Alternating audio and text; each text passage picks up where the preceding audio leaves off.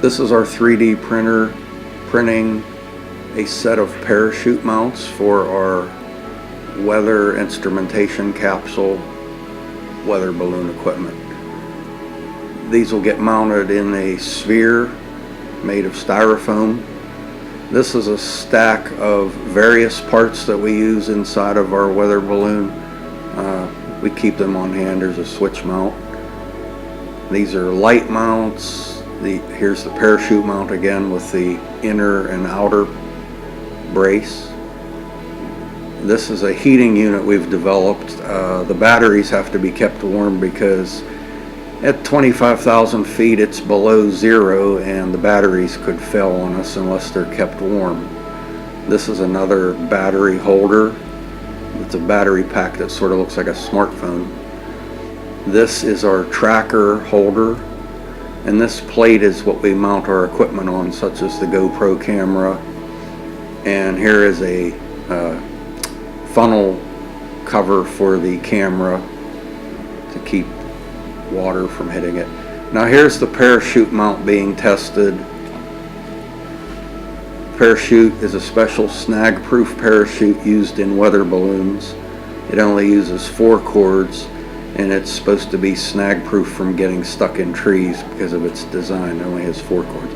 Here's the styrofoam sphere that I was talking about, and it's waterproof and it has an interlocking seal, and this is what we build our components in. We cut holes where needed, seal them with silicone, and when it's all completed we seal it. Here's the heater, here's the battery holders, 2 different types of batteries, and the switch which powers up everything that's inside, and we seal the capsule when it's completed.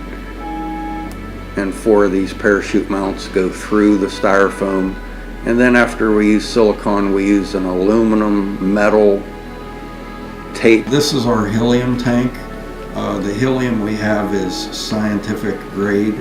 It comes in standard grade, industrial grade, medical grade, and scientific grade. Scientific grade is pure and very dense. Of course it's more expensive, and it's usually what is used in weather balloons. Okay, this is an image showing the tracking of the northeastern United States, our starting point to our finishing point. Started at the magnet school in Chambersburg, Pennsylvania, and the track followed the jet stream perfectly as planned, and it landed outside of Boston, Massachusetts to the west. It followed almost a straight line. It traveled at about 135 miles an hour average. The wind stream that particular day and time was 140 miles an hour, and we were traveling at 135 miles an hour, which calculated about right. We reached the Boston area from the magnet school in approximately 4 hours. The one problem was we were traveling at 135 miles an hour, and after about 4 hours you can hear a pop on our GoPro camera, and the pop was our primary balloon. One of 2 balloons popped, and we descended slowly and safely in addition to our parachute, and this was noted by our decrease in speed over a distance. Our tracking device gave us speed, altitude, distance, direction. So we went from 135 miles an hour, we heard a pop on the camera, we reduced speed to 90 miles an hour, and then descended in altitude and speed accordingly until we landed in a neighborhood in Massachusetts. Luckily, in the backyard of a local college employee who sees the value in education and was very, very gracious and cooperative with us.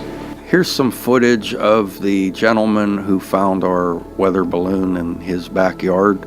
The balloon landed at about 5:30 a.m. Eastern Time. He went outside to get the paper, and he heard a beeping noise and saw a sphere with lights and a beeping sound. I think he was very brave to go out and approach such a thing. I don't know if I'd have done that, but that was impressive. Out of curiosity, he opened it up, and I think he enjoyed the experience. He showed his neighbor what he found and was explaining our data and business card that he found inside. And again, the neighbors were very intrigued with this find.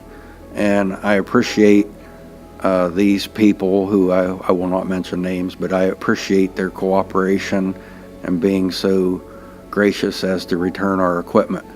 We offered a reward, and they refused the reward because they work in education. They said, just consider this our donation to education, and your school's doing a fine job.